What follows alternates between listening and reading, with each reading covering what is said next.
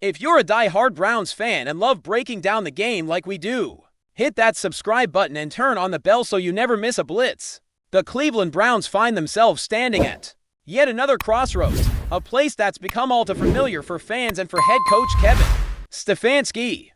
After a frustrating 27-20 loss to the New York Jets in Week 10, the same haunting questions have returned to the surface about preparation, about execution, and perhaps most loudly, about leadership in a game that started with hope and ended with a familiar sting.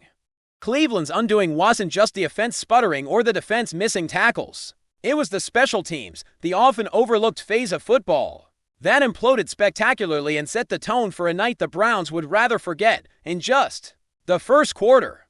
The Browns surrendered to special teams touchdowns, one on a kickoff return by Keen Wang-Wu and another on a punt return by Isaiah Williams. That kind of disaster doesn't just happen in the NFL. It's the sort of nightmare scenario coaches spend sleepless nights trying to prevent, and yet, there it was, unfolding in real time for a Cleveland team already teetering on the edge of dysfunction. When Stefanski addressed the media after the game, his voice carried that mix of frustration and restraint that's become his trademark. Yeah, obviously not good enough, he admitted. The kind of simple but heavy statement that feels both brutally honest and painfully obvious. The coach elaborated, saying, "We can be way better than that. Some of these big ones. You got to get the guy on the ground and limit what could be a bad return for you. But get him on the ground for a gain of 20 or whatever it is." It was a polite way of saying what every Browns fan watching already knew. The special teams unit completely fell apart. And it happened in the worst possible way. What made it even more humiliating was the history behind it. The Jets became the first team in NFL history to score touchdowns on consecutive special teams touches. That's not just rare, that's unprecedented. It's the kind of stat that gets talked about on every highlight show. The sort that ends up being remembered long after the season is over.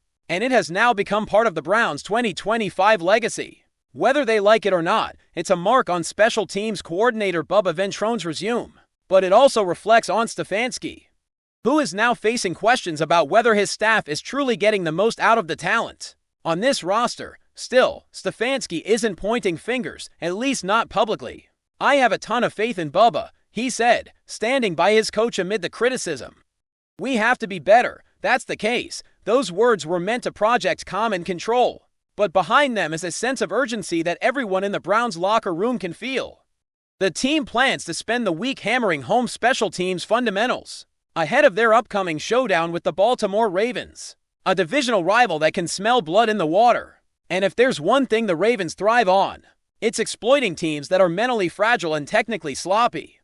But special teams aren't the only concern in Cleveland right now. The quarterback situation is quickly becoming its own storm. Dillon Gabriel, the rookie who's been handed the keys to an offense, still struggling to find its identity, delivered a mixed performance against the Jets.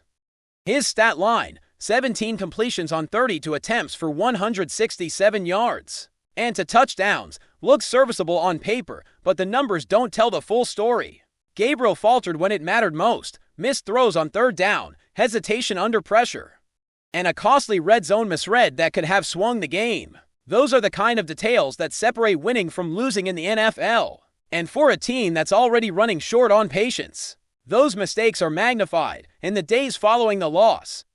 Fans and analysts alike began calling for a change, for the Browns to finally give Shedeur Sanders, the highly touted rookie and son of NFL legend Deion Sanders, his shot under center. Sanders hasn't taken a snap in the regular season yet, but his presence looms large over this team. His confidence, his charisma, and his college pedigree have made him a fan favorite before even stepping on the field. Every shaky performance by Gabriel only amplifies the calls to see what Sanders can do. Social media is already ablaze with highlight clips from his college days. Fans shouting that it's time to let the kid play, that maybe he could spark something, anything, in an offense that feels stuck in neutral. Stefanski, though, isn't ready to make that move. When pressed by reporters, he stayed firm. "I don't think it's fair to speculate," he said. "We are committed to getting better as an offense. Dillon is committed to improving in any which way he can." It's the kind of coach speak that tries to calm the noise without actually closing the door. Stefanski knows that once you bench a young quarterback, it's hard to go back. Pull Gabriel too soon. and you risk destroying his confidence. Wait too long, and you might lose the locker room or the fan base. It's a delicate balance, one that's defined the careers of many coaches before him. What complicates things even further is that the Browns are already sliding out of playoff contention. Their record puts them at the bottom of the AFC North, and unless something changes dramatically, this season could end as another one of those rebuilding years fans have grown tired of hearing about. And that's why the calls for Shedeur Sanders are growing louder. When there's nothing left to lose, fans want hope, and right now, Sanders represents exactly that.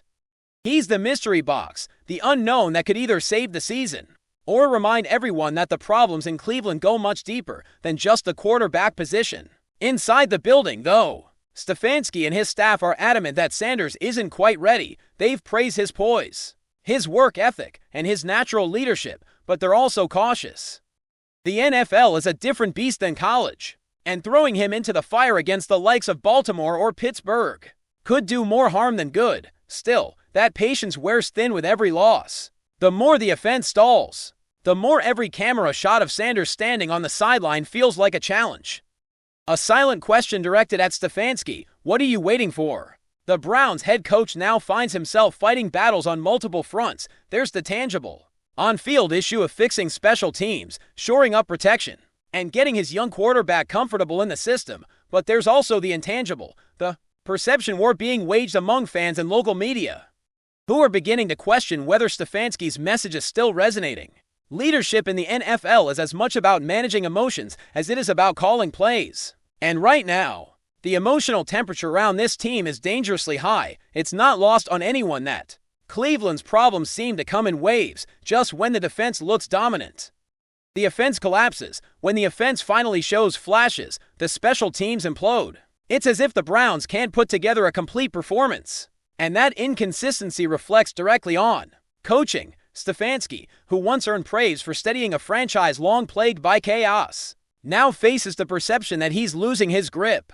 It's not that the locker room has turned on him, not yet, at least, but the murmurs are there. Players can sense when a team is drifting, and if the next few weeks don't bring improvement, that drift could become a full-on slide. In moments like this, everything gets scrutinized, from Stefanski's game management to his play-calling tendencies, to the way he communicates on the sidelines. His stoic demeanor, once seen as a sign of composure, now risks being interpreted as detachment. And for a fan base as passionate and restless as Cleveland's, patience is a scarce commodity.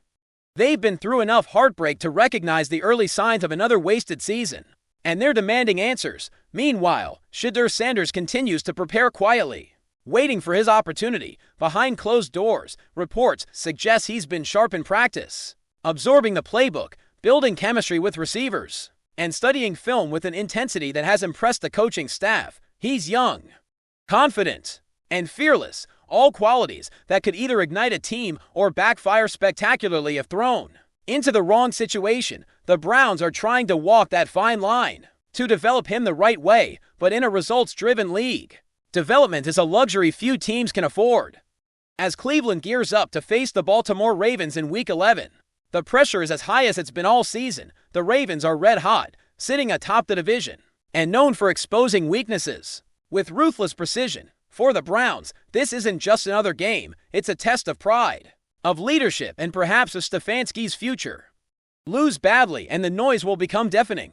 The calls for Shedeur Sanders will become unavoidable. The questions about Bubba Ventrone's job security will grow louder, and the narrative around Kevin Stefanski will shift from one of stability to one of survival. In the end, football is a game of moments, and right now, the Browns are in one that could define their season. They can either rally around their coach, clean up the mistakes, and show that this team still has fight left, or they can continue to unravel, one misstep at a time. Stefanski has always preached accountability, discipline, and resilience. Now, more than ever, he has to embody those words.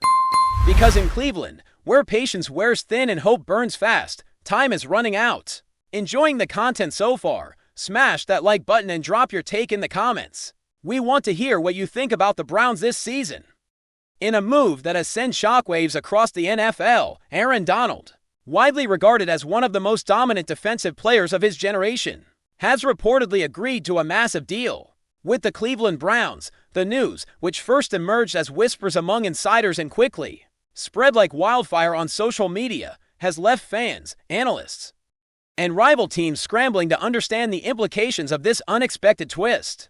In the league's landscape, Donald, who has spent his entire professional career with the Los Angeles Rams, had long been considered untouchable in terms of loyalty and consistency, and yet here we are, witnessing a seismic shift that could redefine the balance of power in the NFL. Sources suggest that negotiations had been quietly progressing behind closed doors for months, with both sides meticulously crafting a contract that would make headlines even in a sport where record-breaking deals are increasingly common. What makes this move particularly intriguing is not just the sheer financial magnitude, though it is rumored to be among the largest ever offered to a defensive player, but also the strategic timing, with the Browns looking to make a statement after seasons of near misses and playoff disappointments. Securing a player of Donald's caliber sends a message to the entire league. Cleveland is serious, and they are building a team that can contend at the highest level. Starting with one of the most fearsome forces in football today, the reaction among fans has been instantaneous and, unsurprisingly, polarized. On one hand, Brown supporters have flooded social media with excitement, imagining the kind of dominance Donald could bring to their defensive line. There is talk of him reshaping the team's identity overnight, turning a solid squad into a genuine powerhouse capable of challenging the likes of the Chiefs, the Bills, and other perennial contenders. On the other hand, Rams fans are still reeling from the news, struggling to reconcile the idea that a franchise icon, someone who has defined an era in Los Angeles, would suddenly depart. Some commentators have suggested that this move might not just be about money. There are hints that Donald was looking for a new challenge, a fresh environment, and perhaps the opportunity to cement his legacy by taking on a team with something to prove. The Browns, in this sense, offer a narrative that is as compelling as any contract clause, a team hungry for success, with a fan base that has long waited for a breakthrough, now suddenly capable of leveraging one of the most elite defensive talents in NFL history. Rumors swirling around the league indicate that the contract itself is structured in a way that maximizes flexibility and incentives, allowing Donald to remain at the forefront of the team's strategy while also positioning him for individual accolades. While exact figures are being kept under wraps, insiders have suggested that the deal includes a combination of guaranteed money, performance bonuses, and potentially even ownership-like perks that reflect the player's status not just as a defensive juggernaut, but as a marquee personality in the league. Analysts are already speculating on how this might impact future free agency markets. Could Donald's move to Cleveland set a precedent, encouraging other elite defensive players to reconsider loyalty in favor of legacy building opportunities with teams that offer both competitive potential and visibility? The NFL, known for its unpredictability, may very well be entering a new era where star players have unprecedented leverage, reshaping the league's dynamics in ways we can only begin to imagine. The Browns, historically viewed as underdogs, might now be positioned to rewrite narratives and challenge assumptions about who can truly dominate in today's NFL landscape. What's perhaps most fascinating about this situation is the interplay of strategy, ego, and timing. Donald, who has long been a disruptive force on the field, is now set to bring that same disruption to the business side of football. The Browns, in signing him, are not merely adding a player, they are making a statement that they intend to be aggressive in pursuit of championships. Behind the scenes, sources hint at a level of meticulous planning that has gone into this deal, from the front office's vision for the defensive scheme to the marketing opportunities surrounding one of the league's most recognizable faces. The layers of strategy are complex and deeply calculated. Observers suggest that this might even trigger a domino effect across the AFC, with rival teams forced to reconsider their roster construction and salary cap strategies in light of Cleveland's newfound firepower. Every move the Browns make in the coming months will now be scrutinized through the lens of Donald's presence, magnifying both successes and failures, and transforming what might have been routine off-season decisions into high-stakes chess moves with national implications.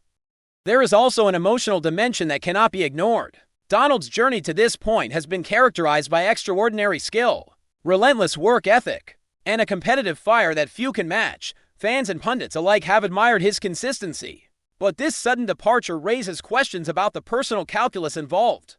Was this purely a professional decision driven by ambition and opportunity? Or were there deeper currents of dissatisfaction or curiosity about life beyond Los Angeles? The speculation has only fueled the rumor mill, with some suggesting that behind every mega contract is a story of ambition, legacy, and the relentless pursuit of greatness in Cleveland. Donald is not just a player, he is a symbol, a linchpin around which the team's aspiration can revolve. The imagery alone, Donald leading the charge on a revamped Browns defense, evokes a sense of inevitability, as if the league itself has shifted overnight, and other teams must now reckon with a force that few have the ability to match. Social media has become a whirlwind of takes, memes, and bold predictions. Analysts are breaking down hypothetical defensive formations. Fans are imagining sack totals that could redefine single-season records. And the rumor mill continues to churn with potential side moves that the Browns could make to capitalize on their newfound defensive dominance. The speculation is relentless, as everyone from casual viewers to hardcore strategists tries to project how one player could alter not just a team's fortunes, but the very tone of an entire conference. It's the kind of narrative that makes the NFL endlessly compelling, the combination of human drama, competitive ambition, and financial power converging in a single, headline-grabbing story. And as the details continue to leak, some verified, some pure conjecture, the excitement only intensifies, leaving fans and commentators alike on the edge of their seats, waiting to see how this chapter will unfold. In essence, Aaron Donald's reported move to the Cleveland Browns is more than a transaction. It is a cultural moment in the NFL.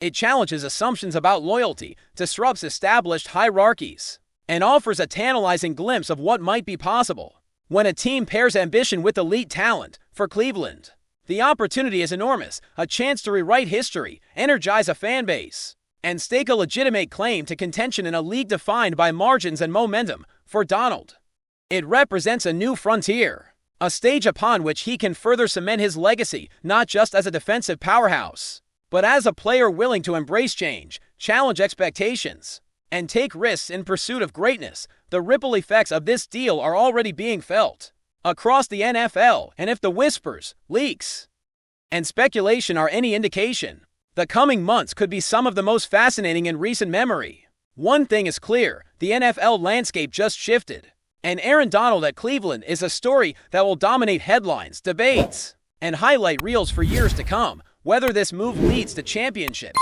personal glory, or unexpected twists, it has already captured the imagination of fans, reminding everyone why we watch the game, why we argue about it, and why the drama never really ends.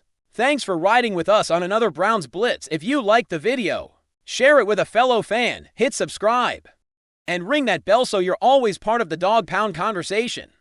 Go Browns!